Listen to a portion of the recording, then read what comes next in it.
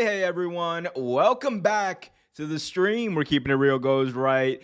I'm Umar Q. That's Kenny Bomb. Real Take Wrestle Bomb. We'll figure it out. Maybe that's the name right there. Hey, all right.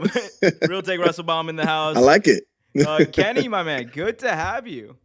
Thanks for having me back, man. I appreciate it.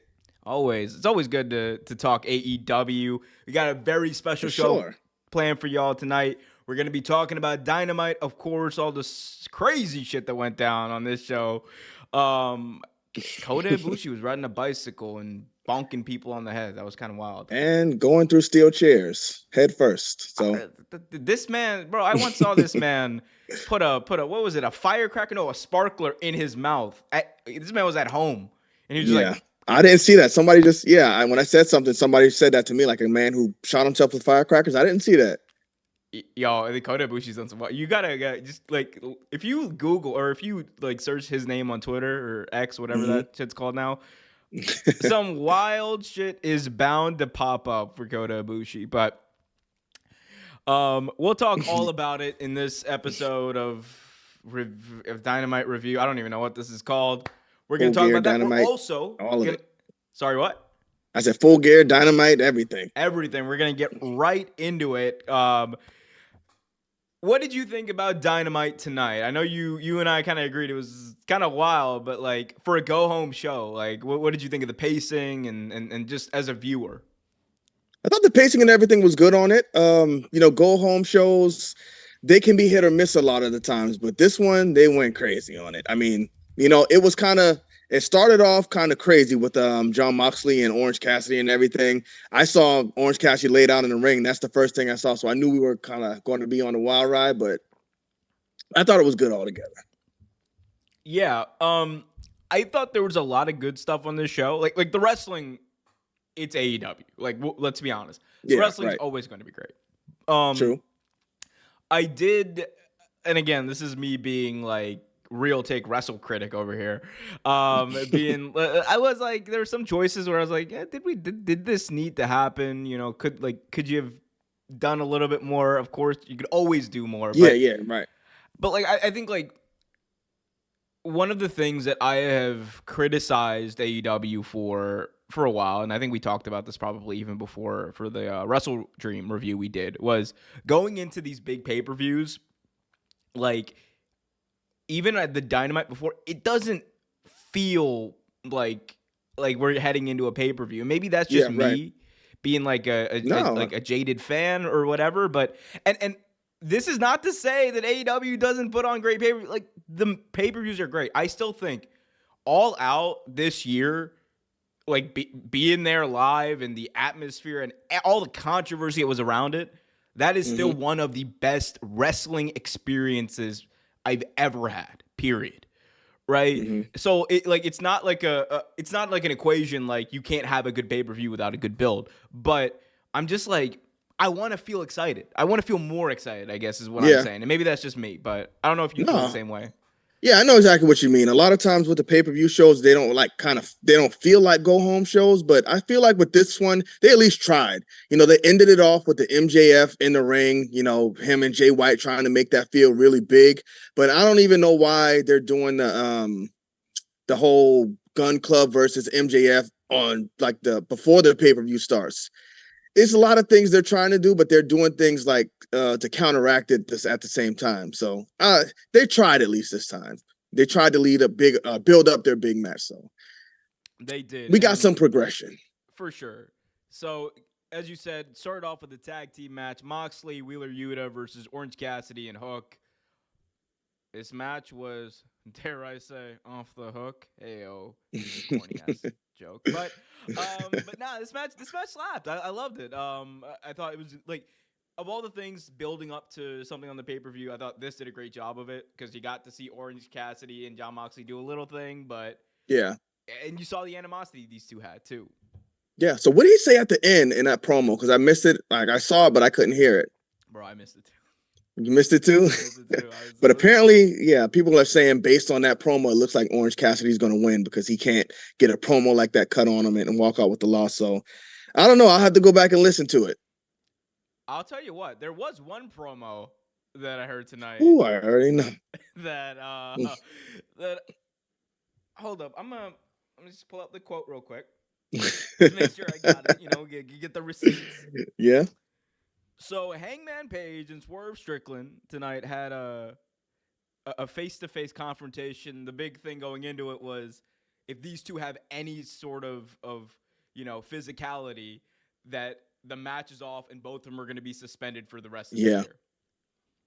And Hangman Page, at some point in this promo, that was awesome, by the way, which we'll talk about, but I want to talk about this line specifically, said, and I quote, "After I beat his ass, I'm going to beat your ass, and I'm going to steal your weed." Yeah. Referencing Prince Nana, who Hangman alleges buys the weed from high schoolers. Yeah. After the shows.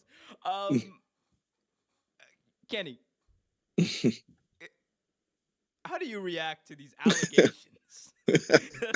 Man, I was laughing. I thought it was hilarious because the guys, like I see Brian in the chat right now, he was saying Hangman can't cut a promo. And to me, I think when Hangman needs to cut that promo, he always comes through. And tonight was just proof of that. He's bringing stuff like you buy kids weed from kids in high school. I'm going to take your weed or whatever. It was just all over the place. And the intensity of it, like, you know what? I thought it was a great promo.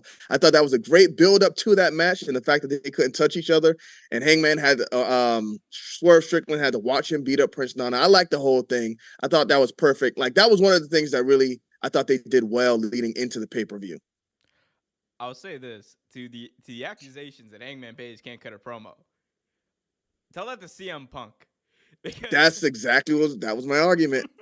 Because my man cut such a fierce promo that it started the domino effect of CM Punk torpedoing his AEW career. Not once, but twice. That's true. Yeah, that's what I'm saying. He eviscerated CM Punk, so you can't take the mic skills from Hangman. We got Just Brian in the chat. Welcome.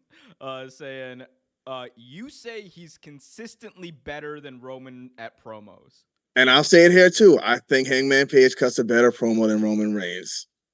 I'm not gonna disagree with that. Like here we go. That's why you my boy, Omer. Look.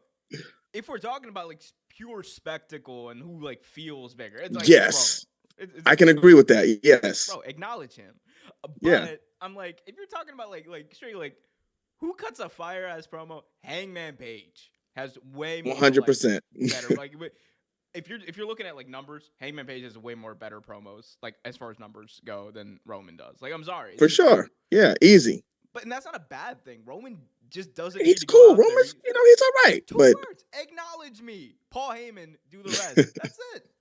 Like, I agree. Ain't nothing wrong with that. But I thought the way they built that up was just awesome, man. Like Hangman and Omer, they're saying your mic volume is kind of low. Oh, is it? Oh, that's why. Because I turned it down. I don't know. There we go. Look, we good now. Appreciate you calling that out. Yeah, appreciate you. Welcome, by the way, Chase. Good to see you again. Anyway, but Hangman Page in this promo was kind of like that Hangman Page of old. I thought a little bit here. Like he was. Yeah. It was that fierceness. He called out Swerve for his fiance leaving him, and that's why you don't see your kids no more. Which, man, this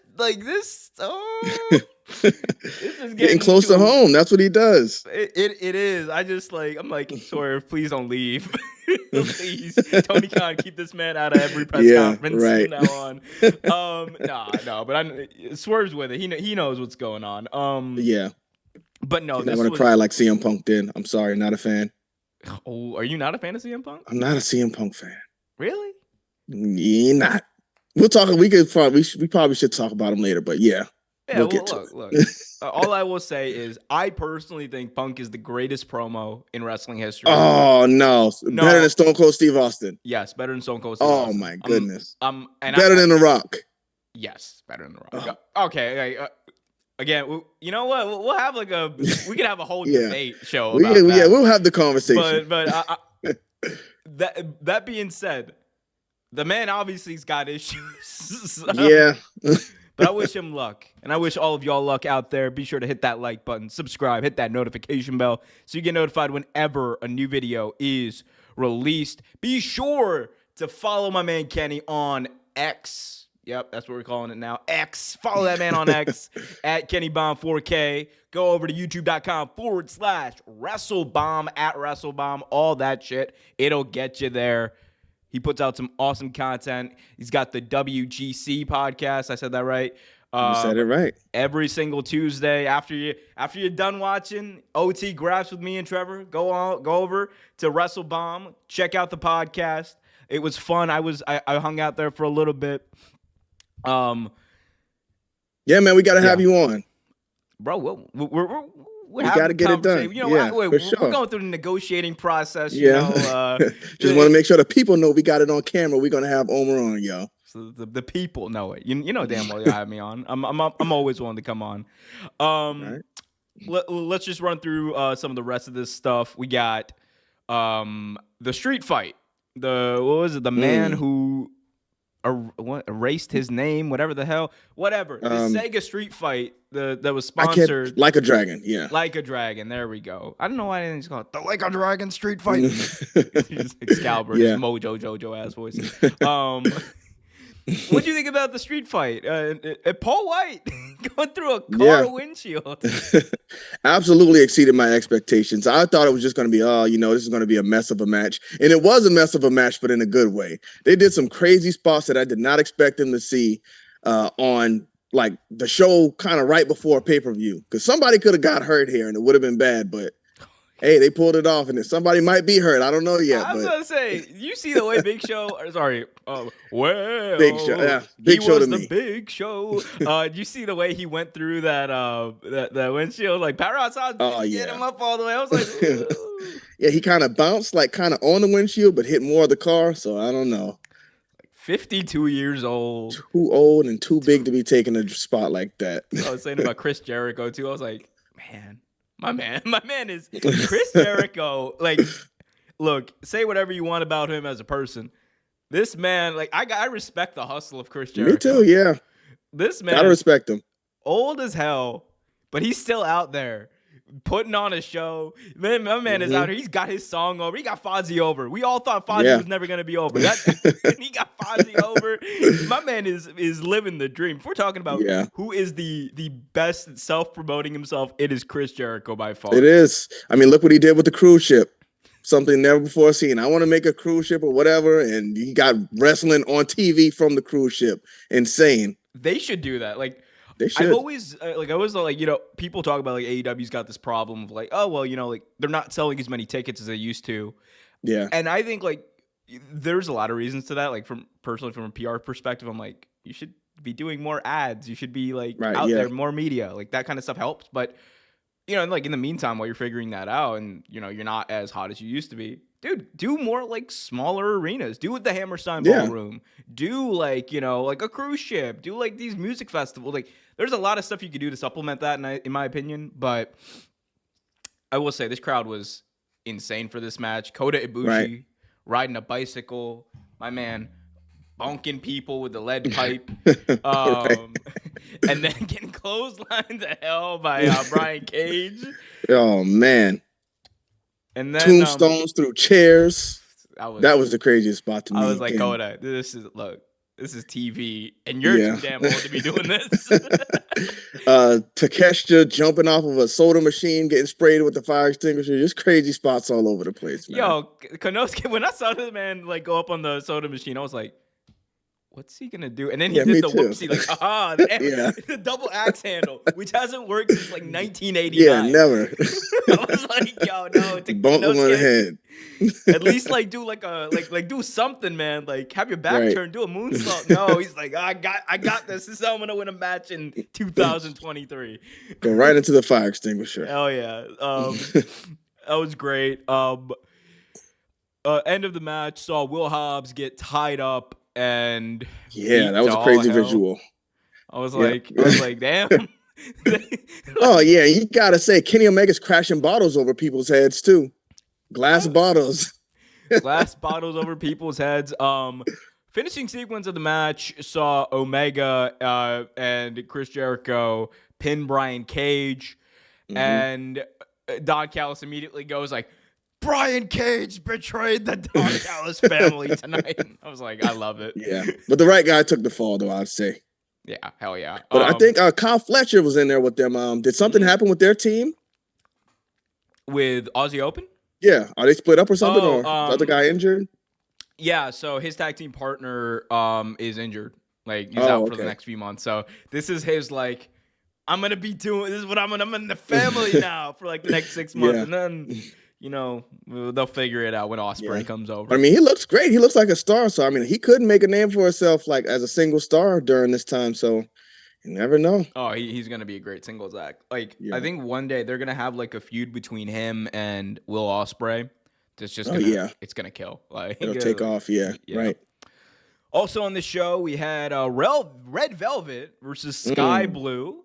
I thought that I saw people complaining about like, oh my god, these kicks didn't hit, blah blah blah, and I'm like, okay, guys. Okay, we want to talk about that. Look at that street fight. Like there was not a lot of hard hitting in that street fight, exactly. But I thought these two actually did a great job. Like the spot of that match to me was like when they did the one counts like back to back to back to back. I don't know if you saw that, but like I thought it was great. I thought like the crowd was behind them. But just Brian says slop fest. I mean, again, watch the street fight. Like if we're talking about it, it wasn't like technically sound, but see, we were watching together in Discord and we were kind of noticing a lot of the mess ups too. But I mean, it's been like that with Red Velvet though. Like she's been missing moonsaults, and it just seems like a lot of times they don't connect during certain parts of the match, but then they'll get it back on track, and then something else will happen where they disconnect. And it seems like Red Velvet is kind of like the common factor in all of that. So I don't know. I will say one thing, man. Sky Blue versus Julia Hart versus Chris Statlander is about to slap. Yeah, but I don't know. When did they put Sky Blue in that match? I'm pretty sure they put her in. Yeah, I know they put her in. It says it's a 3-way now, but I had no idea until tonight. It probably happened on Rampage. That's probably it must have happened on Rampage. And like Tony Khan's still out here like, tonight on Rampage, we're gonna have a great time. Like, come on, bro. We're gonna have a great time with a lot of great matches. All some of AEW's best wrestlers, like the Machine, Brian Cage. Yeah. Like, hey, come on. Like, I love. Look. I'm all for the juice. Like, and I love the fact that the juice is loose. But come on, man. He's not even the best juice in AEW no more. Right. I went to Full Gear last year in like Newark, New Jersey, and I forgot who Brian Cage was wrestling, but I just remember he was like brutalizing someone, and like the crowd was dead silent, and someone on the top of their lungs just screams, "The juice is loose!" Did he react to it? He turns around and he's just like, huh? I'm like, yeah, bro, come on, we all know. You gotta know. It's okay. No way. The man's a machine. You. Yeah, I mean, if you're doing it safe and you all right, then do your thing, man. Do your thing. Not my business. Exactly. Another thing that happened on this show: Young Bucks versus Penta and Commander. Great match. Yeah, great match, but I don't know what's going on with the Bucks right now. Are they heels or are they faces? Because they're heels. They were faces and then they're like doing nut shots. So I guess they're heels. So yeah, after the promo after kind of made it clear, but I definitely think that. I mean, I think they were building to this with the Jericho stuff too. Yeah. And I find it way more interesting when the Young Bucks are heels, honestly. Just because they're like natural heels. Like the Young Bucks' entire gimmick is that they're just trolls. They're just mega trolls and who are amazing at wrestling. And with all the AEW run, I agree. Like they come off as more as heels ever since they were in AEW, but like with the flashy moveset and everything, when I used to see them on the indies, like the indie takers jumping off the rope, you think people want to cheer for them, but just now in AEW, it seems like they're pretty much cemented as heels. So I think it's where they need to stay. It's like Cody. Lean in, man. Like if that's what the people want, that's what you got to give them. Yeah, but Cody never leaned in, right? He like kind of pushed back on it, and then he left. Cody leaving is again. That's like a whole different like podcast. I will say this. Cody leaving, according to all reports, and even Cody himself had like nothing to do with like the whole heel versus face thing. Yeah. It apparently stemmed from some sort of personal issue that he had with someone in AEW. That's all I'm gonna say on the topic on the stream. But You got some inside news? I mean, Something like that. I think Okay. it's not even inside news at this point. I feel like it's been pretty much been reported. Like he even said it in his Cody Rhodes documentary on Peacock, right? Yeah. So it's I think like it was also one of those things where he just fits better in WWE. Like I agree. He's a WWE guy. And there's nothing wrong with that. Like people are just like, Nothing he wrong with betrayed AEW. Like, Yeah, it's just a hardcore, hardcore AEW guys who will say that. But yeah, I think Cody Rhodes is a WWE guy, and he's where he needs to be. So no hate to him. Do you think, Cody? Oh, can't wait till he comes back and he's like, I'm come back to reclaim my kingdom. Whoa! Yeah.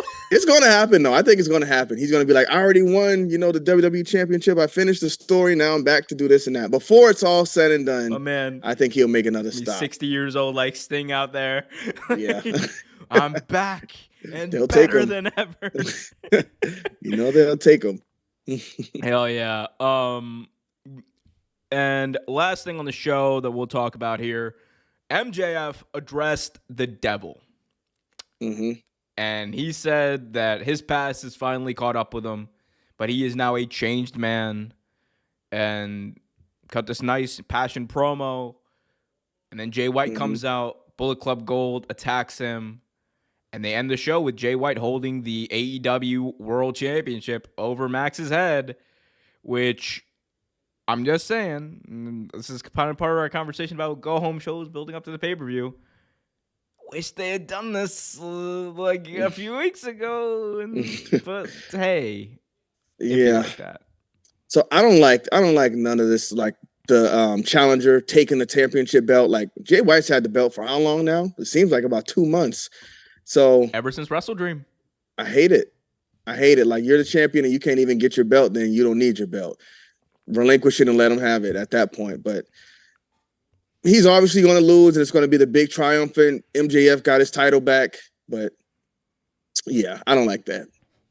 You know what I do like though? What?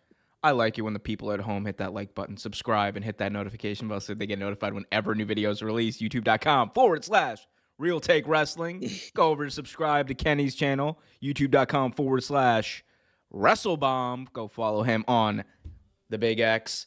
We're making a transition, people, so bear with me. Put your questions in the chat as I magically change the background to wah, wah, wah. There we go. Boom.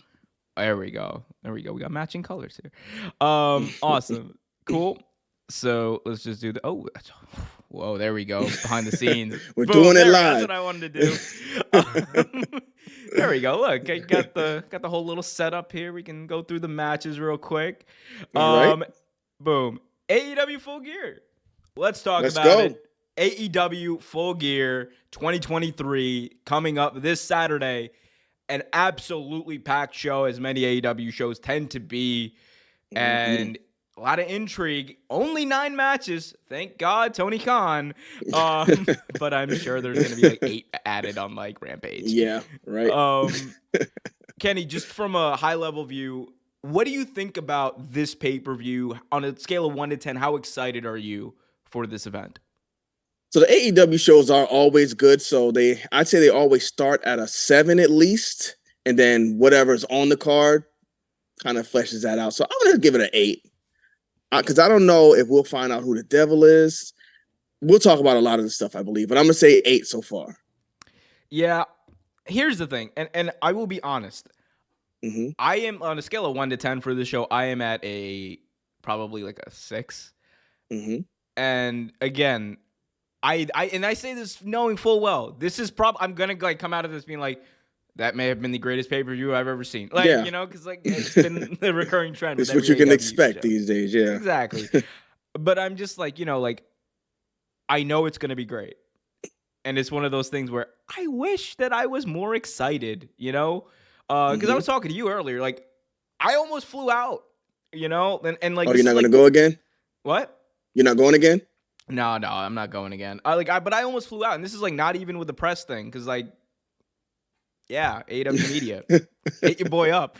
But you know, like, usually I'm like really excited. Like I've gone to like the past outside of Wembley, I've gone to every AEW show this year. So like, I'm someone who likes to travel for these shows, but this one I was just kind of like, you know, I'm kind of glad I'm not going. Not that like, you know, I don't want to see the matches, but I'm like, you know, it's fine if Yeah. I miss this. Right. And that I think B-level speaks to the show. I bill. mean, yeah. It's kind For of like a B-level AEW, a card. B level Yeah. show, but that's like an A level for any other company, you know. Yeah, right. Anyway, needless to say, build could have been better, but I'm still absolutely hyped for the show. First match we're gonna discuss here: 0 Hour for the Ring of Honor World Tag Team Championships. Oh yeah, you don't like the Guns, right? No, I love the Guns, but I Oh, don't like the Ring of Honor championships being on AEW TV. And why is MJF in the first match on the show? because he's Mr. Wrestling. This man wrestles. This is okay. This is actually something I was talking about with another friend. I dug the whole like MJF wrestling at the like beginning of the show and the end of the show for Wembley, because I was like, that tells a story. Like that's part of telling the story, building up to the main event. That's cool. But I'm like, hey man, that's your world champion. Yeah, that's what I'm saying. You got to save your biggest star, you know, for that huge. Like this is the first time we're seeing him. We've been waiting to see him all night. But I mean, you see him early in the night, then you already saw him. You know, it kills that. Yeah, I'm just like, man, like you can only do that like, you know, they come out twice, like so many times, because like burning a pop, right, is what it's Yeah, called. Like, that's what Brian was just saying. Yeah, I was just talking to him about it. yeah, it's Kills a his real pop. thing. It's a real thing. At this current moment, he's got no tag team partner. He's really going solo against the Guns. There's a lot of talking about Samoa Joe being the guy. Samoa Joe's looking at him being like, Max, you could choose me. Samoa Joe, I am from Southern California. like, like, you know, like could be Yeah, him. I think they're gonna end up doing something like that, and then it's gonna be Joe versus Max at like Winter is Coming or whatever. yeah.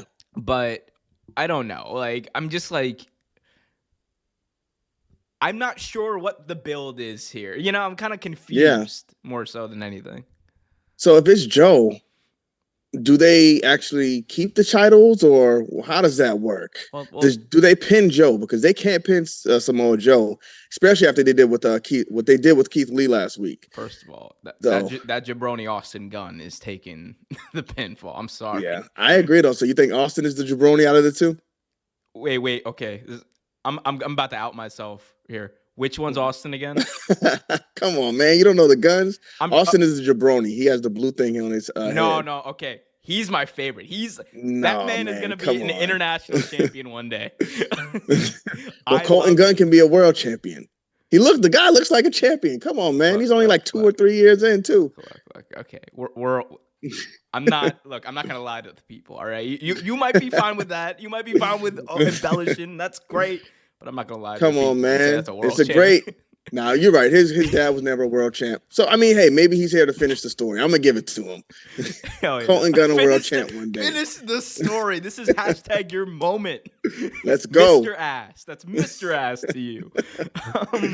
Anyway, let's assume Samoa Joe's the guy. I think MJF and Joe like retain and whatever, and one of them takes it. I don't think they're gonna take the belts off of MJF right now. Yeah, I guess not, but they need to get him out of here. Okay, Do they wait for Adam Cole or what? What's up? Do they wait for Adam Cole to take the belts off of him, or does MJF finish this match and relinquish the belts like Samoa Joe did? Ooh, I got like a whole. Let's go. I want to hear it. I mean, so my whole thing is, I think that when my whole thing is like it's depending on when a Ring of Honor final battle is, because if I'm Tony Khan, I'm having MJF on that show. Like I don't care. Yeah. I don't care what you got to do. Have that man on that show. It looks like final battle is scheduled for December 15th in Garland, Texas. Perfect. All right. So in like a span of 3 weeks, right? You're gonna have Winter's Coming. You're gonna have final battle, and then you're gonna have World's End in New York, in Long Island, which is MJF's hometown. My thing is, final battle.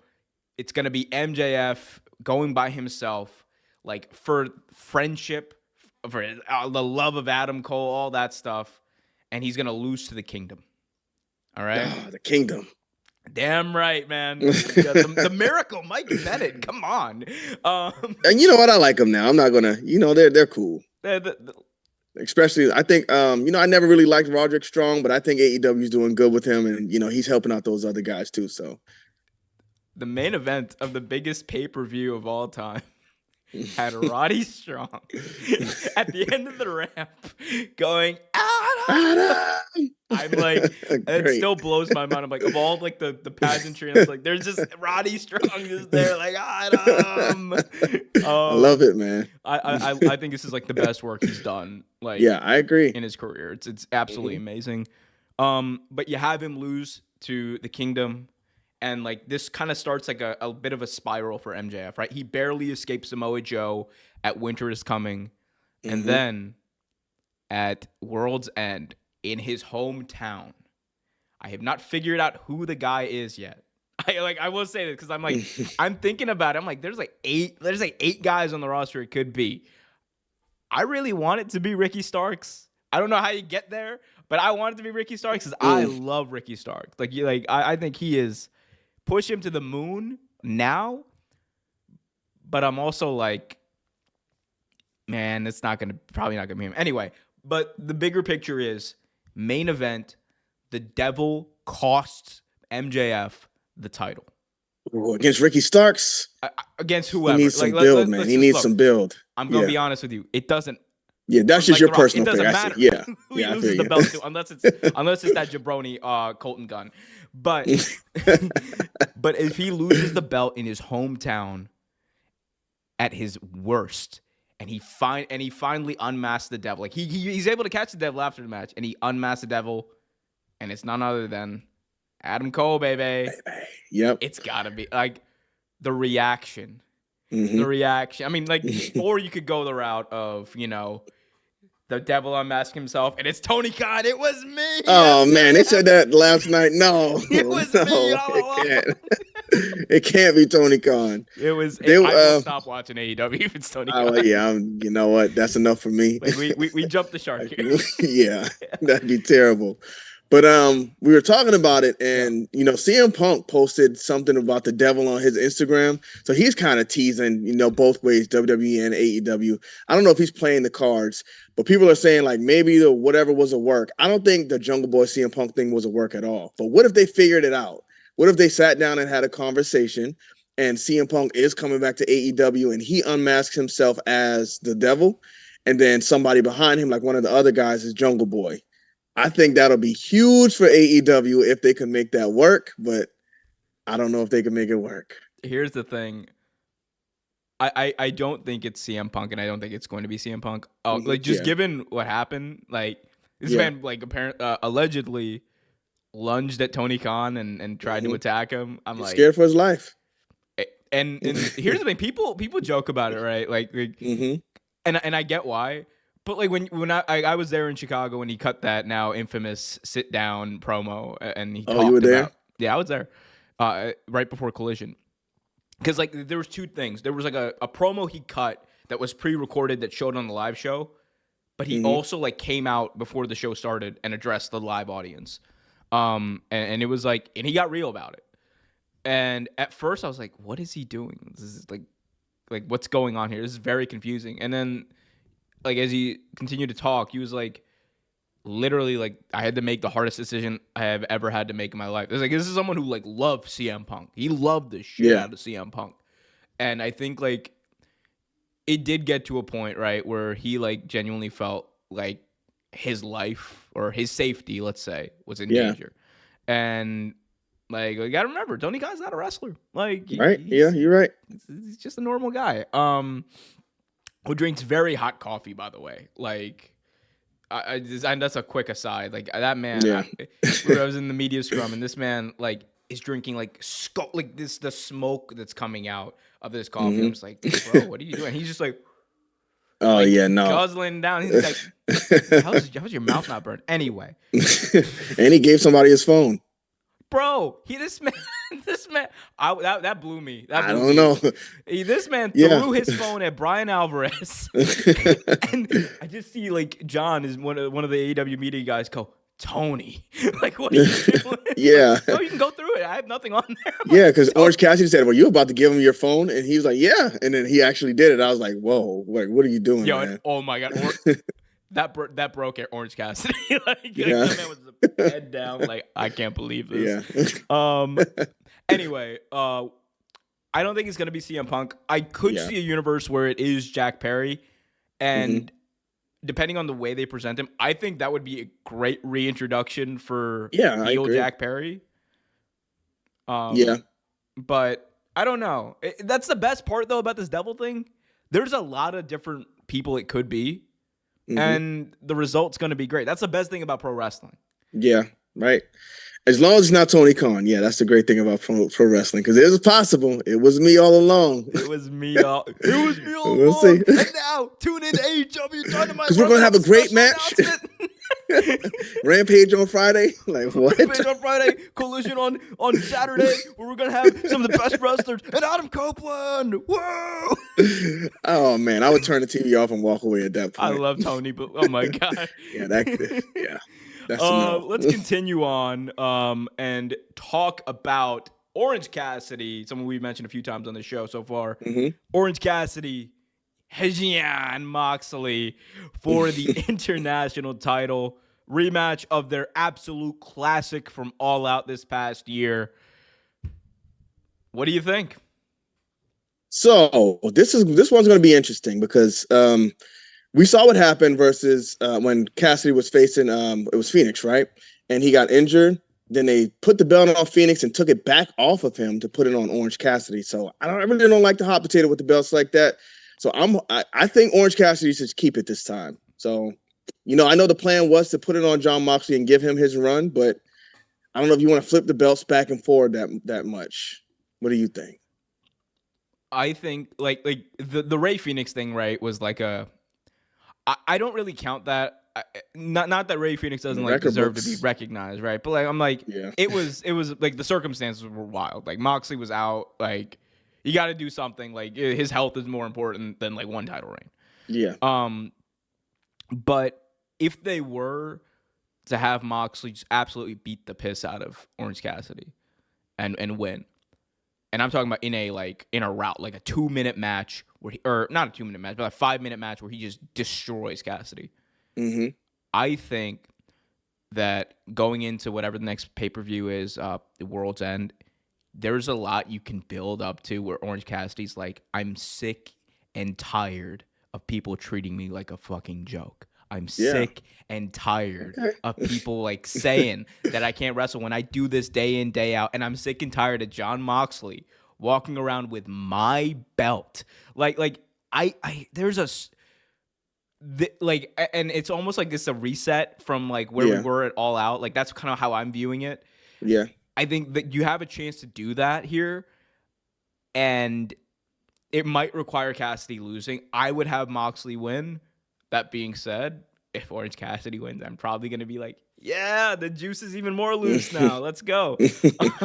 Well, I mean, that's a good point, though. I mean, you got to think about what's going to happen after Full Gear, and I think that would be a good way to go about it.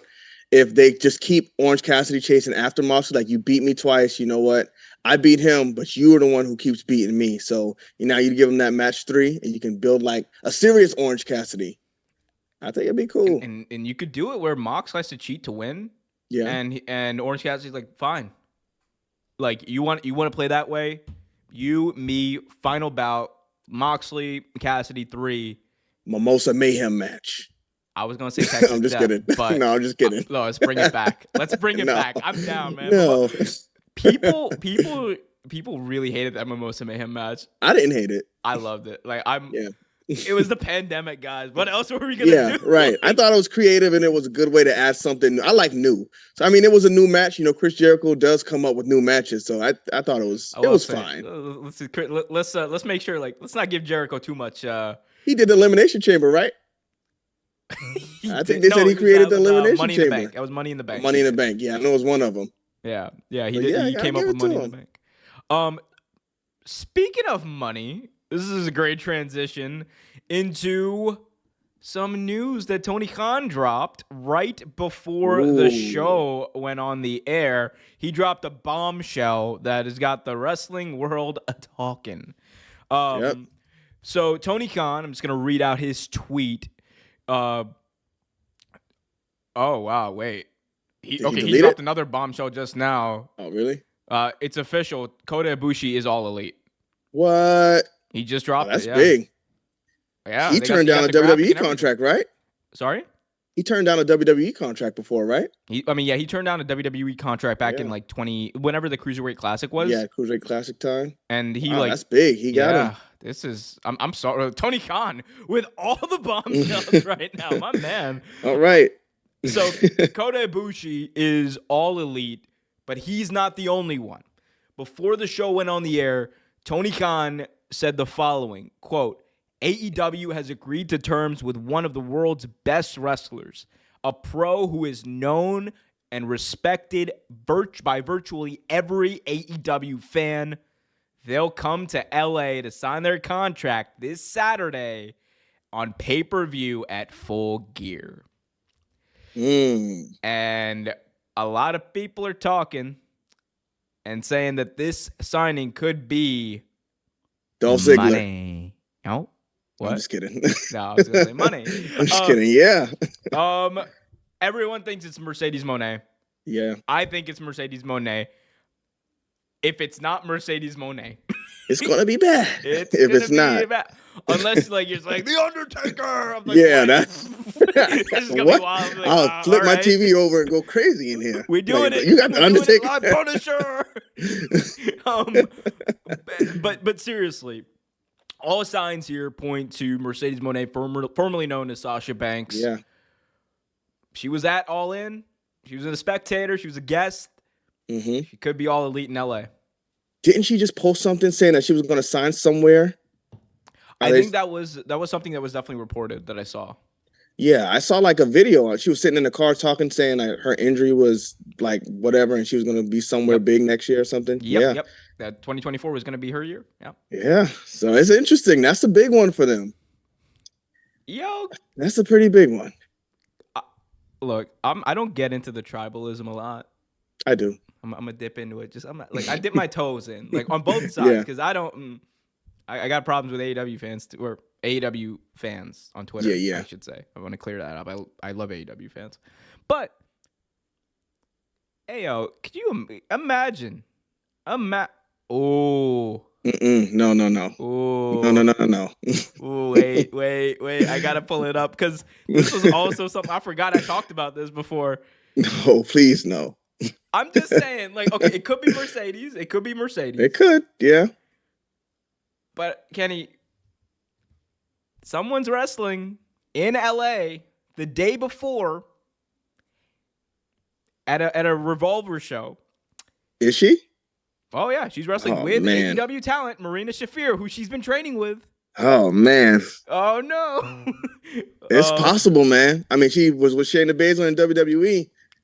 So look, I don't give a damn about her bad reputation. I just don't like her, yeah. Although I don't agree with any of the shit she says online. It's wild. But I will say this, like I'm still a Ronda Rousey fan. I think if you take away, right, like this latest run in WWE for her was horrible, and I think a lot of that stems from the company. But if you look at the way she was booked, like in her first year, I think she had the best rookie year of any professional wrestler ever. Logan Paul is going crazy. I don't know. Man, with his whoopsie ass buckshot. Come on, no. I don't know, man. He went in there and had a good match with Roman. Like nobody, people don't like Logan Paul, but when he gets in there, you really got no choice because he's a great. Like I will say this, Logan Paul is a great wrestler. He's a very talented wrestler. I don't know how, but he is. He's just he's like the living he's like the living, breathing version of like what the Young Bucks embody. Like he's just a troll who's good at everything. Yeah, true. Yeah, except for boxing. But his brother is a way better boxer than he is. Yeah, I agree. Yeah. Anyway, So it could be Ronda, it could be Mercedes. Either way, it looks like we're getting a massive women's star in AEW, which hopefully we'll get someone in AEW to book women's wrestling better. Because Yeah, right. man, they are just. I did a video on this for another channel, Wrestle Vibes, and I talked about how, like, when was the last time, right? Seriously, think about this. When was the last time you saw a Great channel, by the way, before we continue. Everybody should definitely check it out. You said it, not me. Appreciate that. Wrestle Bomb's also a great channel. But I spoke about, like, how, like, when was the last time that you saw an in-ring promo with the women? Really think about it. The only thing that comes to mind is backstage, like, Julia Hart cut one with Malachi Black and the House of Black. And yeah, the girls talking to the announcers. I don't remember one in ring.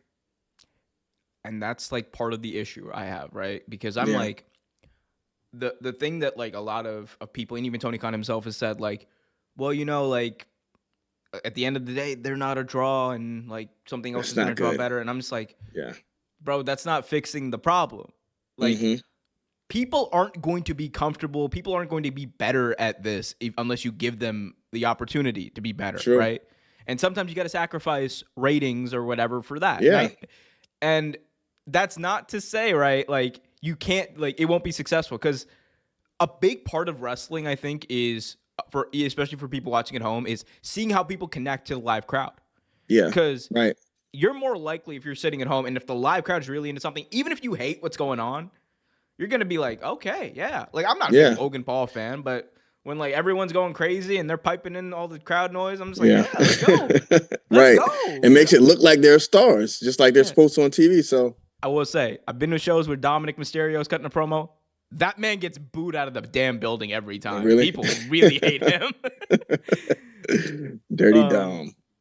Anyway, that was an aside. What do you think, though? Like, I'm interested to hear your thoughts on it. Like Mercedes or Ronda. I think it's definitely going to be Mercedes. I mean, it really only makes sense. Ronda, I didn't even think about it, but I'm not even going to will that into existence. So I'm just hoping it's Mercedes. But if it is Mercedes, I mean, she can't wrestle until next year unless she's kind of pumping fake and the injury's fine. She don't need to wrestle for like. She's going to just come out and cut promos. Cut promo. She's not a good promo. It might be controversial. I don't know if it is or not, but Sasha Banks or Mercedes is not a good promo. When it comes to Bayley, Becky, who are the rest of them? Charlotte, Sasha's at the bottom when it comes to promos. Charlotte. I mean, Charlotte's probably number 3, but I'm gonna start. Sasha's definitely number 4. Like keeping a list of stuff we got to debate about, because you and I, it's gonna be some fun ass conversations, guys. For sure. Debate coming to you soon. YouTube.com/WrestleBomb. You got Chase in the chat saying Marina Shafir will get a huge push immediately if that happens. Hey, yeah, true. Get your bag, Marina. Like, don't let them tell you you can't. Get your bag. Get your girl in there. Get your bag and go. I'm all for it. Yeah. Speaking of being all for it, Kenny Omega and Chris Jericho are all in as a tag team. Not something I thought I'd say. But they're going up against the Young Bucks. And it's a very interesting stipulation here, Kenny. If Kenny Omega and Chris Jericho lose, they can never tag together ever again. If the Young Bucks lose, they lose their AEW World Tag Team title shot that they got at Wrestle Dream that they haven't used yet. And now other tag teams are getting a title shot, which makes me think, why did they even, anyway, we'll just do this instead. Let's not overcomplicate this with logic. What do you think about this match and the dynamic here between like the Elite and Jericho? I mean, I don't get it. I don't know where this came from, because it seems like Kenny Omega and Chris Jericho were feuding with the Don Callis and everybody, and then the Young Bucks just came in out of nowhere. And now they're having this match. So I don't even know where this came from. I must be blinked and missed something, but I think it's like one of those weird things where it's like they're calling back to like the original, like the inception of AEW, because like what ended the first AEW show? It was Chris Jericho and the Inner Circle beating the absolute crap out of the Elite. Yeah. Right? So I think maybe like the way they're telling the story is like in the Young Bucks' mind, that like they still hate Jericho, and that Okay, never yeah. Why are you changed. being friends with him? Exactly. Like it's Yeah. like like when your boy's hanging out with someone like you don't like it. Yeah, like you actually like him. Like what's going on here? Like, Yeah. We um, never seen Kenny Omega against the Young Bucks in any way in AEW, have we? no, not AEW. They had him and Kota Ibushi have wrestled him in New Japan, and Yeah. honestly, like people ask me all the time about like, man, like I need to find like these New Japan matches. I'm like, bro, if you watch New Japan, like even a little bit, if you watch Kenny Omega versus Okada, you're like you're gonna never be able to go back to like any other wrestler. You're just gonna be like, Yeah. damn, this is all weak. Like, Yeah. yeah, but yeah, no, like it is an interesting dynamic. I think like the biggest thing here is like I don't think they're gonna have Omega and Jericho lose because I don't think they're done yet as a tag Yeah. team. I think there's more to do. Like the Young Bucks can always get another title shot. They're probably gonna get one like a month, so it's not gonna matter. But right. The only way I see it happening is they just signed Kota Ibushi, so I would just see them turning on Chris Jericho and him coming out and joining up with the Young Bucks and Kenny Omega, and Chris Jericho has to find another team or whatever. Now he's lost again. I think that's the only way they lose. yeah, we got Juggernaut in the chat bringing up a good point. I don't see the Young Bucks losing around their hometown. Maybe, but here's the thing: if the Young Bucks lose and they beat the crap out of Kenny Omega and Jericho afterwards, because and solidify themselves as heels, it adds an interesting element. I don't know if it tells the story, but it adds an interesting element here. Yeah, it just depends on where they go from there. Well, so who do you got in the end? Who do you think's going to take it? I think Jericho and Omega. I just don't think they're done as a tag team. Yeah, I agree. Alrighty. Moving on. We got, let's go. This is, look, this match, this storyline has captivated me for the past like 3 months. People say AEW can't tell stories. No, go watch this. This man, Swerve Strickland. This man broke into Hangman's house. Broke in his house. That was wild. He breaks into Hangman's house and he cuts a promo on his 2-year-old child. Over the crib. Like, leaves him a shirt. My man said some merch. and then Prince Nana. Like my favorite thing about that whole thing was Prince Nana in the background, like, boss, we gotta go. We gotta go. Cops are coming. But needless to say, things got very personal between these two. Mm-hmm. Hangman Page, as we talked about earlier, it got very personal with Swerve. They had an absolutely epic match at Wrestle Dream. And I think they're going to follow it up with an absolutely insane Texas death match in LA. What do you think, Kenny? Yeah, this is going to be a good match. Again, the build, like we talk about the build in AEW, but this is one they actually stuck with, and I think they did this one right because I want to see them fight again. And you know what? I think it'll be good for if Swerve did win this and then he moved forward, takes him to the next level. But I think they could keep this one going. Being that he already went up in Hangman's house, Hangman can't lose because where do you go from there? You can't. This man was in your house. You got to get the win. Hangman 2 weeks ago, like put this man through a table and said, "I will kill you." Yeah, he's not. You're not going to be able to hang around your kids, your grandkids, or whatever. You will, but you'll be in a wheelchair. You can't walk or something like. I'm not gonna lie. That was a wild ass promo when he was like, "It was wild." He was like, "Every November, I'm gonna walk hand in hand with my son." Just to piss on your grave. I was like, yo. Oh, I was like, ooh, come on, man. Hangman Page, man. That's a fire promo. You got to give it to the man. He's good. He is, Hangman at his best is the best babyface in all of wrestling. I agree. Like, I agree. God, man. Like, I still, like, think back to the story they were telling, like, the first year and the 2 years, actually, of AEW. Like, with him. It is going to go down as some of the most just insanely entertaining, like pro wrestling you will ever see. Like it is. They're on fire back then, yeah. I mean, they're on fire now, but but a lot of wrestlers can't pull off like the babyface character, And I think he's one who I won't ever sit back there like Hangman needs to be a heel. Like maybe we'll get there one day, but I think he's actually one of the wrestlers who can actually pull off the babyface thing with that fire. So yeah, I someone think tried to he's tell underrated. me they're like, we need to have Hangman Page do a feud with Clark Connors to see who the real cowboy is, and I was like, Clark Connors. You Who mean is Clark Connors? I don't even know who that he's is. so Clark Connors is a guy in New Japan Pro Wrestling. Oh, okay. He's basically he's done a few. Oh, I see him. Okay. Yeah, he's done a few like Forbidden Door shows. Mm-hmm. I call him Hangman Adam Beige.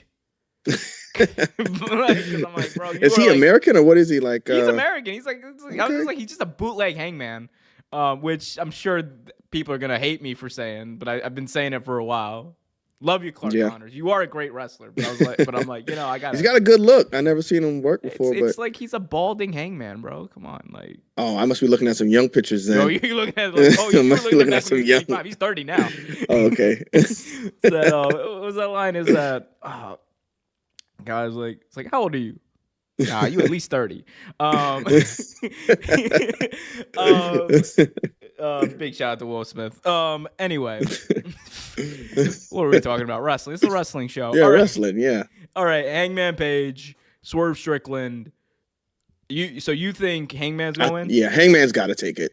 He's Swerve went in his house. He can't. Yeah, you can't lose this one. Whose house? Whose house? Whose house? Swerve's house. You can't. Nah, you can't. Hangman Page has got to win this. Yeah, he's got to win it. It's gonna be a tragedy. Oh, here we go. Talk about fire matches. Julia Hart versus Chris Statlander versus now confirmed Sky Blue. Oh, she's in it too? Yeah. Oh, the winner of Chris. Oh, I see. Yeah. Got it. So that's what happened. That's what happened tonight. We went full circle. There we go. Yeah. Look at that. Power of just not knowing shit. Julia Hart, Chris Statlander, and Sky Blue for Statlander's TBS championship. Statlander's held the belt since May, since she beat Jade Cargill. Mm-hmm. I think she's been a great champion. I don't think she's been given all the opportunities to highlight that. I was about to say, yeah, they didn't really showcase her. They don't showcase her in the best way. And on Collision, like her promo, she doesn't sound confident in her promo either. So I don't know if that's why they're not giving her the spots, but it's gotta. For me, I'm just like, you just gotta like let her do it. Just let her do it. Like that's how you learn. No one's gonna be able to because here's the thing. If you've ever been a fan at a wrestling show, like in attendance, mm-hmm. when something comes up on the screen, yeah, you're watching it, but you're not like, I gotta watch this. You're like on your phone. You're like, whatever. You're gonna go get some like food, whatever. Because like you're taught to view the ring as like the most important thing. If something's happening in the ring, I'm watching it. Right. If it's not. It's on there. I'm like, okay, it's just TV. Like I didn't come here to watch TV. I came here. Yeah, right. Yeah. So, like that's why I say like the in the ring stuff, even if it's on the ramp, it's important because like people got to be able to see you. People got to be able to connect with you. Like that's why they're there. Like, and I think like even if let's assume she's not a good promo, which I don't know. Like I genuinely don't because she's never cut a promo. They don't give it a chance. Yeah. Even if she's not, man, there's still a chance that the fans are gonna connect with her because like it's happened. Like Brock Lesnar in his original run was not a great promo, but Titus O'Neil, like, make it a win. Mm-hmm. Fans were just like, this guy's a badass. I like him. Yeah. You know? So anyway. Do we think Statlander loses here? I think so. I think they put Sky Blue in the match for a reason. And I think either they're going to hit us with a double swerve where we saw she wasn't teamed with Julia Hart, but she still got the stuff on her eyes and playing that kind of dark character. Not very well, but she's still playing into it. I think something could happen where it's like a double swerve and maybe Sky Blue ends up laying for Julia Hart or something like that. That protects Chris Statlander and they make it where that feud can keep going on. So I don't think they added Sky Blue in this match for nothing. I think some trickery is going down. Love Julia Hart's hat too. That's a nice hat. The red glowing. Like, I don't know how they do it, but it's crazy. I like that hat. Shout out to Jake Hager. Yeah. I like that hat. I think Julia Hart wins this. but Mm-hmm. I don't think she pins Stat. I think she pins Sky Blue clean Mm-hmm. with like Stat like literally just missing her by a hair. And like that way you can build up to a rematch between Julia Hart and Chris Statlander, who, by the way, absolutely killed it at Wrestle Dream last month. Like, I don't know if I got a chance to talk about that on the channel yet. Mm-hmm. Like watching that match live, I was like the crowd was so into it. Like it was, Statlander and Julia. yeah. Yes, that was a good match. I wish they let them two go one on one again this time and just did a clean finish or whatever. But they impressed. Like I was expecting it to be a good match, but it was a lot better than I expected it to be. That's why I like Julia Hart, man. She like her progression just from when she came in, just so good now. And I love the fact that when she was like watching the match backstage, she was like in full goth mode. She had the lights Yeah, like off. she's She's like playing her it. like nails just like plotting and shit. Yeah, I was like, ooh, let's go.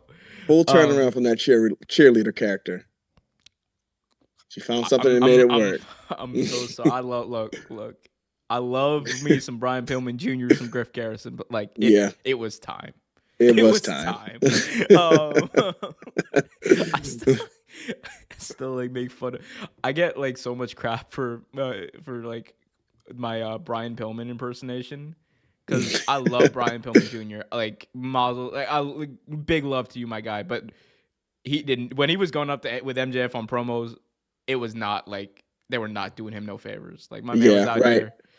JR, he did a sit down interview with JR, and JR literally just goes like, "Well, hey Brian, you know a lot of people think you're gonna get your ass kicked here, pal."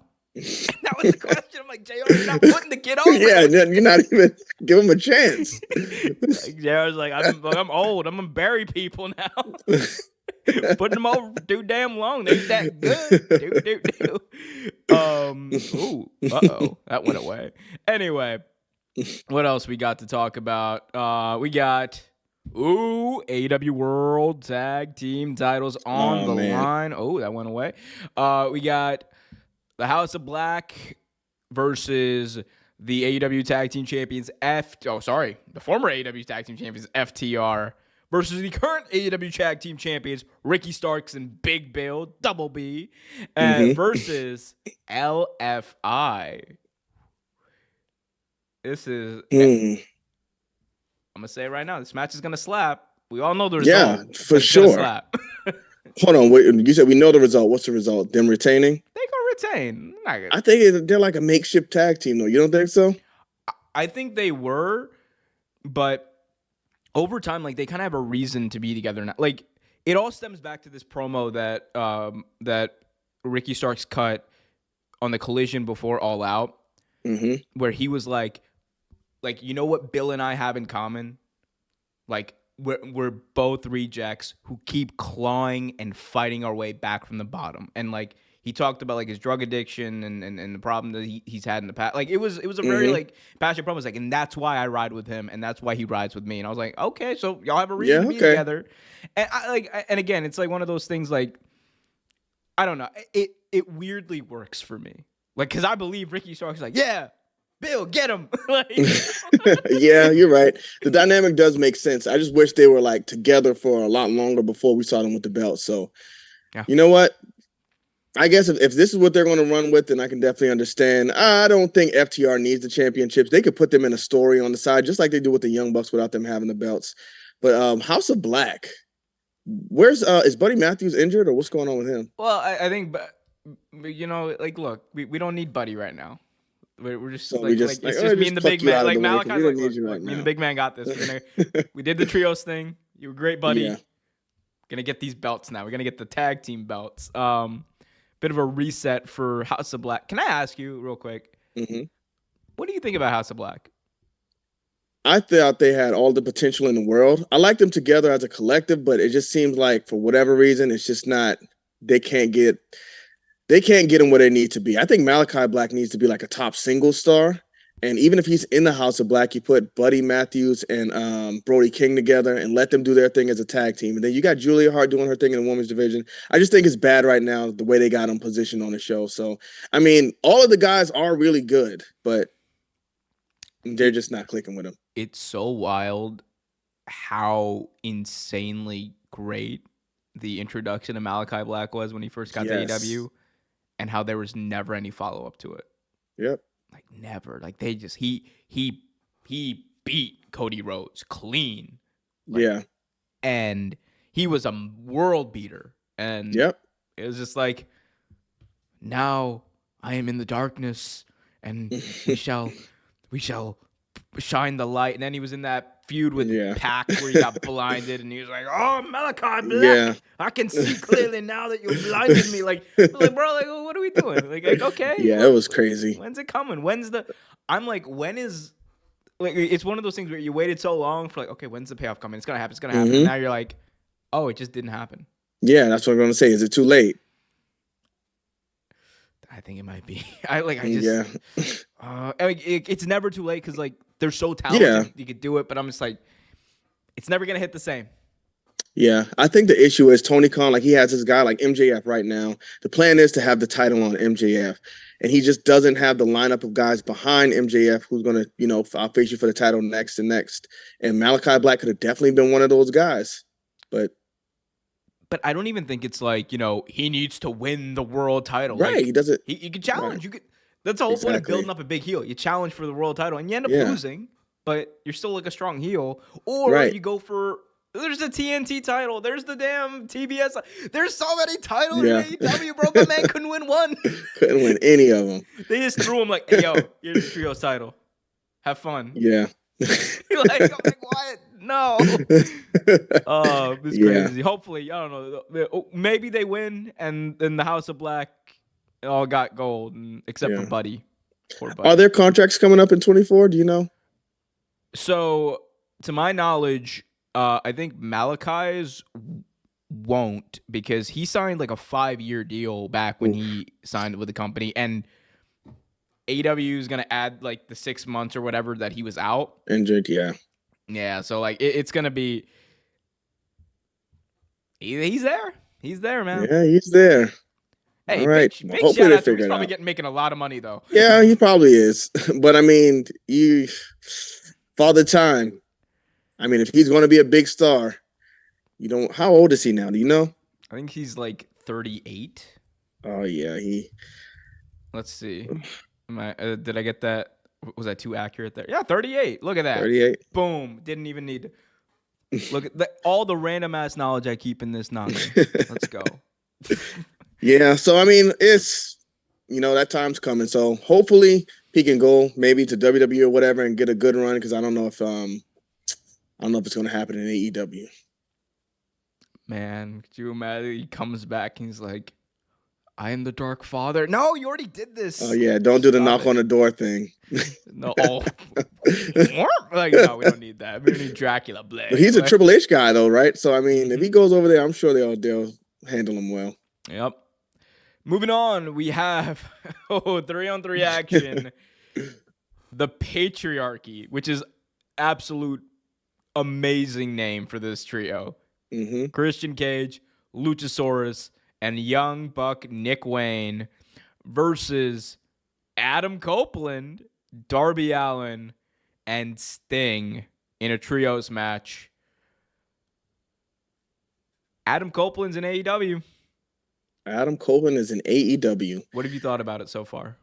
So far, I mean, I thought it was going really good. I think they did the match too quick or whatever, where he just says, I'm not touching Christian, just on one random show. All right, the match is on. I thought they kind of got there too quick, but I think, you know what? If what I'm hoping is true, then it could end up really good. But what I want to see is true. So here's what I want to see in this match. I hope Edge and Adam Copeland and Christian don't touch each other. My bad. Adam Copeland and Tony Christian Khan will Cage. yell at you in press conferences if you say Really? on the match. So I want to see those two not touch each other in this match. Let them fight everybody else on the other teams. And the match ends when Edge hits Sting with a spear. Adam Copeland hits Sting with the spear, stands over Sting as Christian gets the pin. Now Adam Copeland is on this super team with Christian and Nick Gage and all of those. That's the way I want to see it end up, but Nick Gage, he's going to come in Cage. with They got too many cages. I'm going to kill you, Sting. We already got too many Nick Cages or cages already. So Too many Nicks. that's the way I would like to see it go. But I think it's going to end up with Team Edge getting the win. Yeah, I think Copeland pins Nick Wayne is what's gonna happen here. Like, if we're being honest, right? Man, yeah, I know, but it's gonna happen. But man, Edge beat Christian. Yeah, I can say that. Edge beat Christian their whole career, man. I think it's Christian's on the best run right now. It's time for things to turn around, and I think Christian needs to get the win here. Can I give you my hot take? Yeah. All around wrestler, like everything that goes into it, Christian is better than Edge. I agree, and I thought he always was. Like, even the flash photography stuff, I was always a Christian fan. Until he left WWE, I didn't follow him in TNA, but, I mean, I was always a Christian guy. It is, if you look at, like, every single facet, like, in the ring, Christian is better. On promos, Christian is way better. Like, the only thing that Edge might have over Christian is just sheer, like, vibes. Yeah. That's about it. But, like, Christian, when he's allowed to do, like, his thing, bro, if you go watch the stuff he did in TNA with the Christians Coalition, and him, AJ Styles, and Tom Co, it is some of the wildest stuff. Like, he was like the best heel in wrestling in 2006. And like it was just like, it was a revelation to a lot of people who like hadn't been like, who were just like, oh yeah, Christian, he's just another guy. But right, it's great. Yeah, and you see that now too. They're just letting him go. They let him go with his aura. You know, he got the turtleneck and everything coming on out. So I think he's putting out that star power now too. So, yo, he checked me in that press conference, by the way. Oh yeah, he said what? Like when you said Real Take Wrestling, he said, "What is it? Name, what, bro?" Like, damn right. It's like, I was like, "Uh oh, he's about to get him." But like, once he's about to go cut a promo on me, like, let's go. At least he didn't make me carry his belt like MJF. Anyway, I think that Adam Copeland's going to win. I think the end game here, right, whenever it is, 6 months, whatever from now, it's going to be Luchasaurus. It's going to be exactly what Adam Copeland said was going to happen. Luchasaurus and Nick Wayne are going to turn their backs on Christian Cage at his weakest, when he loses the TNT title, when like they have no more use for him. And the only person who's going to be there by his side, the only person he hasn't alienated, is going to be Adam Copeland, because that's his brother at the end of the day. And we're going to get one final run, Adam Copeland, Christian together. They're going to face the Hardys, and Jeff Hardy's going to like do something mildly insane and probably like be injured for the next 6 months. Yeah. And then they're going to bring in the Dudleys and then Devon's going to like... No, it's too late. Wrestle. That's the issue. That's the issue. Can't. Devon can't wrestle. Like, my man... Big shout out to him. He tried, but I'm like, bro, you had a stroke. You should not be in the ring. Oh yeah, you shouldn't. Right. But yeah, I wanted to see the turn, because I would like to see Sting's last match be against Adam Copeland. So I wanted to see them build against that. But you know, if that's not the case, then yeah, we can just keep going down this road. Who do you think Sting's last match would be against? Ric Flair. Ric Flair? No, man, we can't do it. We cannot do that. Look, Ric Flair's gonna. Yo, Sting ain't the only thing that's leaving. Yeah.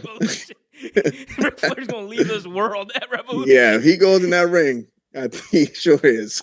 I don't know if you watched Ric Flair's last match. Which, I saw some clips of it, man. It was bad. Storm right now. He's like, look, I never said that was my last match, but you are such a worker. Right. He doesn't need to get back in there. But I think his last match should be with Darby Allin, in all seriousness. The Sting versus Darby? Mm-hmm.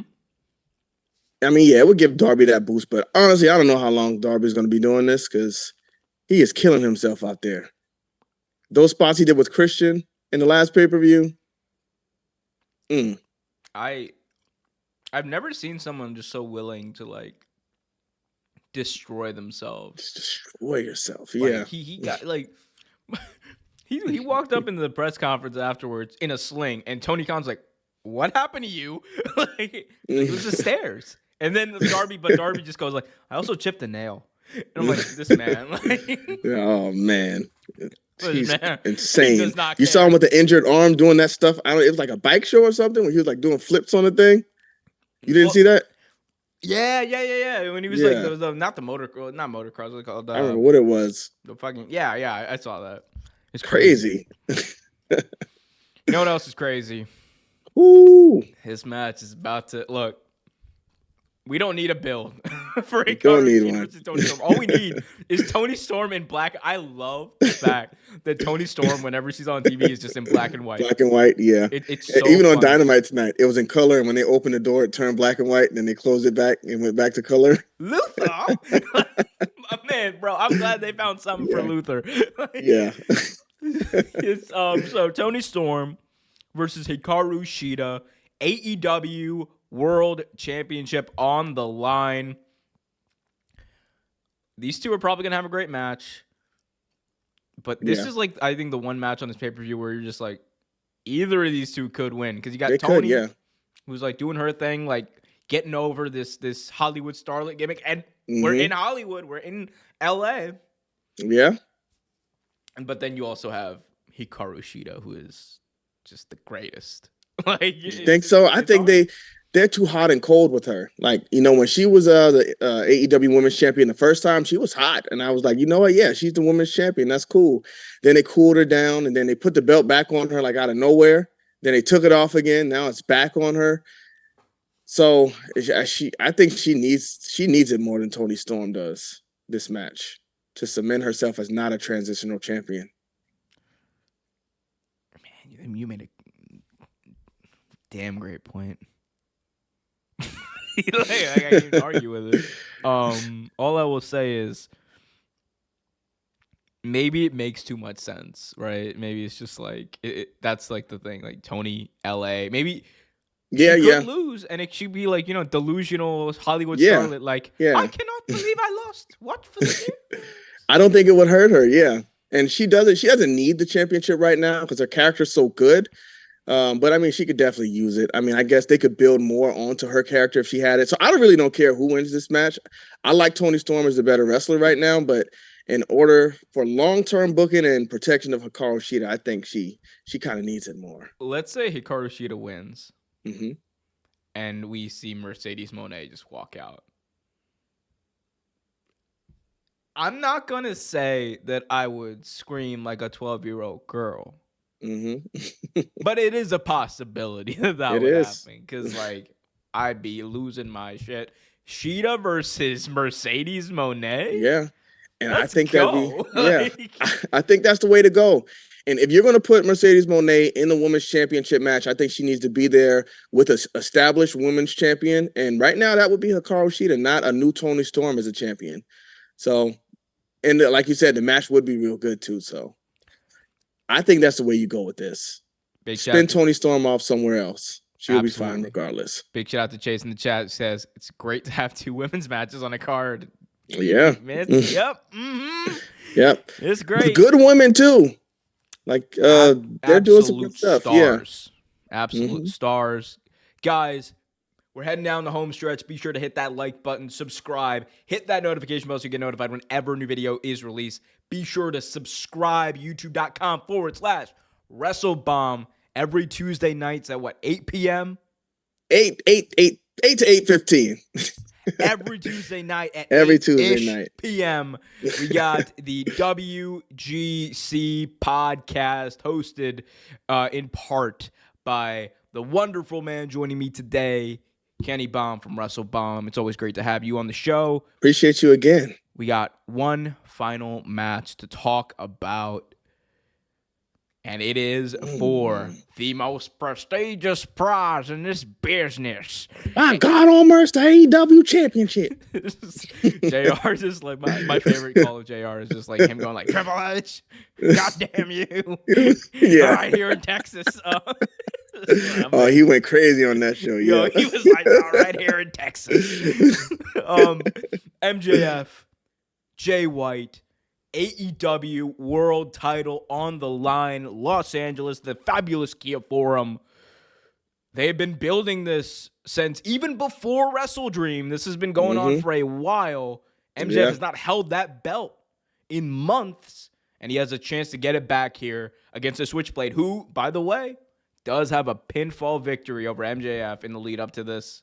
Yep. You let me know, Kenny. Was it a mirage, or is it a sign of what's about to happen and new AEW World Champion? Definitely A mirage. No way Jay White takes this one. We're definitely going to get that big triumphant moment where MJF gets his belt back, holds it up for the crowd. He's everybody's scumbag. Maybe the lights go out and the devil hits the ring. But is the devil revealed at that time? That's the big question. That's a great question. Maybe the devil.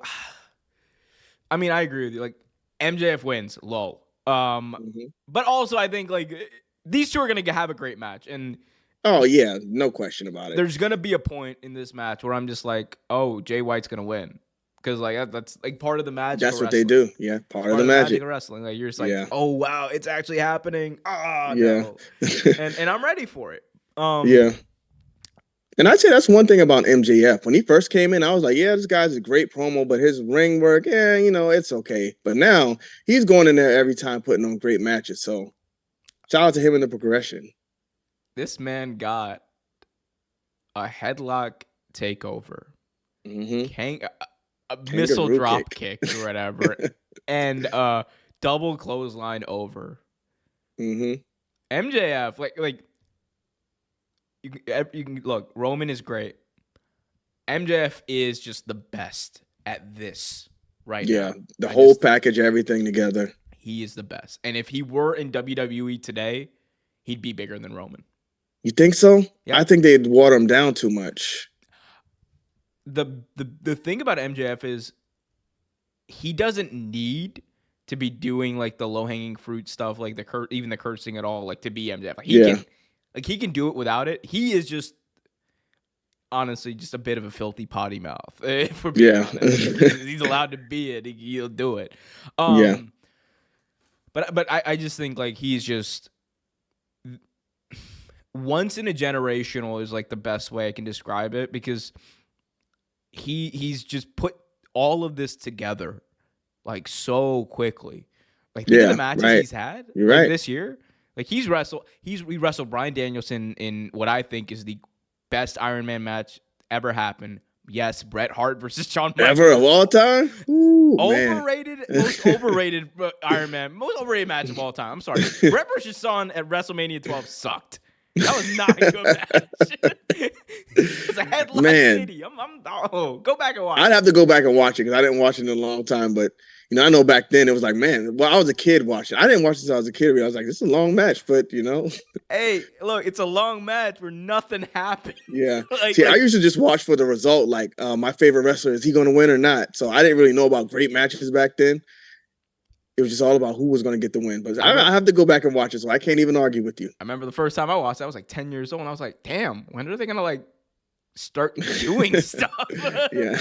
I was like 10 years old. Like I noticed it. But no. But like he wrestled Bryan in one of the best matches of the year.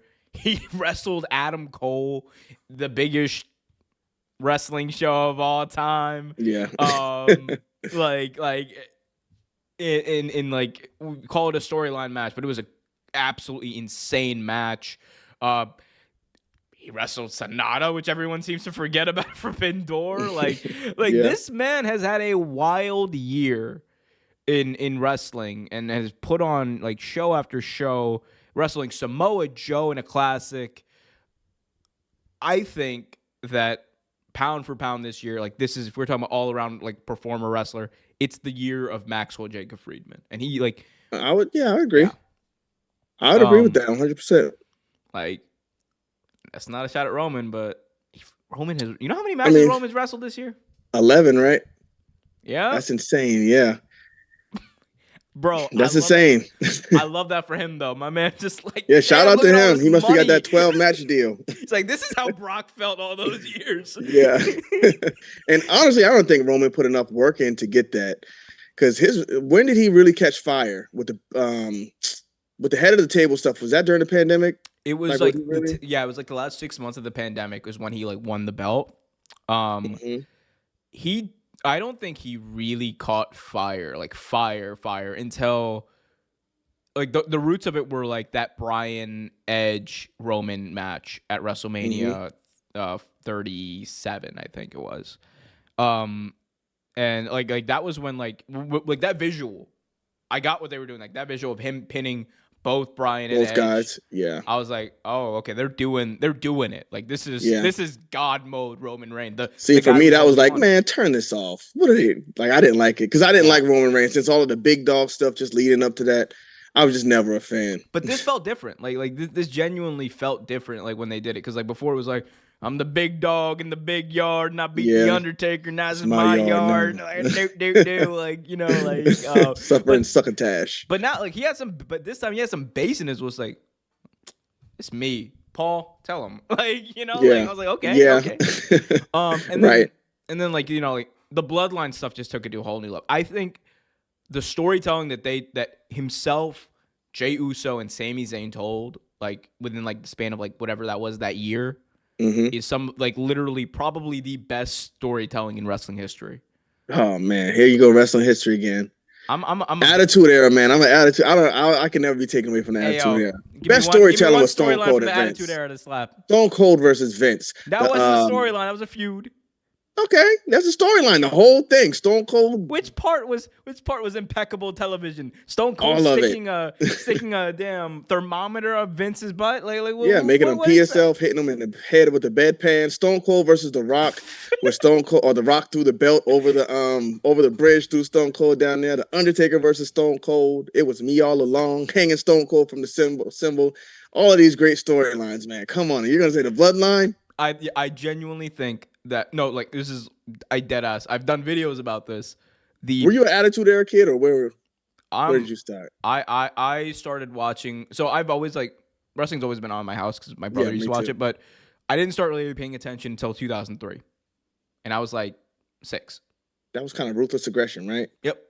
Yeah. See, man, you missed them you missed it during the days. I did, but I've watched it all. Okay, I understand then. I understand the Bloodline take. Look, I understand if you watched it back, but when you were there live that night, like trying to stay up late because you got to go to bed for school, watching these things with the Undertaker cutting his wrist, and it was crazy. Now, don't get me wrong, but I will say like it's also like me because I'm like I like the whole I also I guess for me personally I like the more like okay how does like the story like connect these characters type of thing like like the Attitude Era what had an appeal and it's honestly just a different appeal from like what I prefer. Yeah. Right. And I recognize that. It doesn't mean that like what The Rock was doing was trash, right? It's just like it's just like I think preference, right? But I just think, man, like the way they built it up, like by the time you got to the Royal Rumble, like or right after Royal Rumble, the fact that Sami Zayn, we all wanted Sami Zayn to win that belt. Everyone was like on their feet saying it's Sami's time.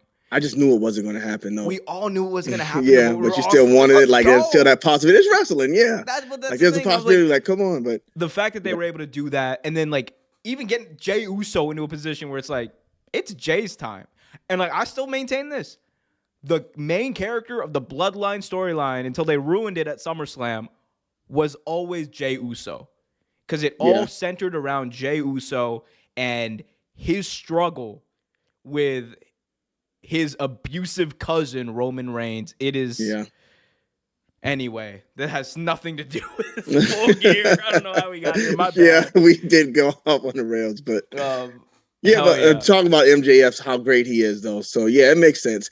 But I think MJF is definitely the best all around when it comes to wrestler in ring, but Roman Reigns just has that aura that makes him the guy. Yep. Last few chats here. We got Chase saying, too bad we didn't get the person behind the devil mask on Dynamite. Hope we get him to appear at Full Gear. I think the devil will be at Full Gear. I don't think it's going to be revealed, though. I think it's too early for that. You think World's End? I think MJF's hometown. There's going to, like, I don't think he's just going to lose the belt. I think there's going to be the big reveal there, too. Are you going to World's End? Probably, yeah. Like, I think I'm going to go out whether there or not too, I get media, I'm going to go there. Yeah. I'm just like, it's New York. Come on. Yeah. Come on. It's Long Island. Oh, you said that's where you're from, right? Sorry? You're from New York, right? No, I'm from DC. Oh, you're in DC. Okay. Yeah. So it's like a 3-hour train ride, Yeah. Right? Yeah. We'll make it up. I like the city, Man, I just hope it's not snowing.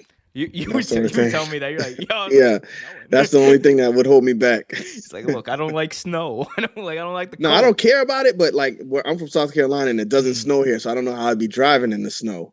Because when it snows here, they shut everything down, and we only get it like once every 6 years.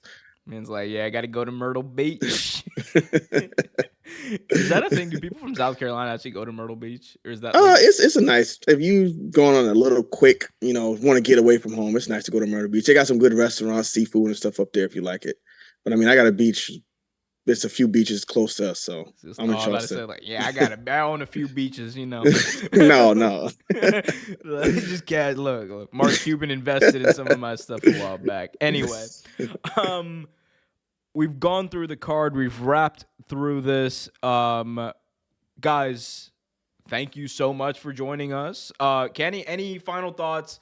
Full Gear, AEW, wrestling, anything you want to share? No final thoughts. I mean, I think it's going to be a great show. Do you do watch-alongs? Not anymore because I don't got the energy for that no more. Got it. All right, so we'll be doing a watch-along on WrestleBomb, just to shout out. If you want to stop by, feel free. But yeah, we'll be doing a watch-along. So if y'all want to join us and watch the show with us, make sure y'all tune into WrestleBomb on YouTube. Me and our new name. I'm gonna give y'all the breaking news. We are Off the Top. We'll be rebranding here soon, but right now it is WrestleBomb. So make sure y'all come check us out. Hell yeah, WrestleBomb, Off the Top, off the chain. Ayo.